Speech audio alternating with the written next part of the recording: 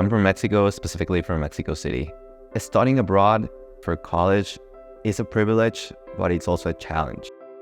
You're embracing a new society, you're embracing a new culture. I chose JMU because it felt more like a traditional American experience. I found the SMAD program, which is School of Media Arts and Design, and I saw that they had a concentration in digital video and cinema.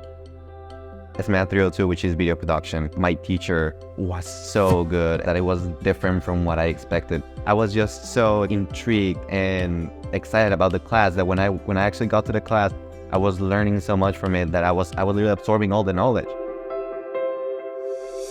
The math classes definitely gave me like a broader view and a broader knowledge, but what definitely made me go above and beyond that was my internship here at JMU Marketing and Branding. Being out there and actually being in a crowd and taking pictures or video or like actually putting up a set, it's a very different experience, and you learn from actually getting like hands-on like the different things that you need to do.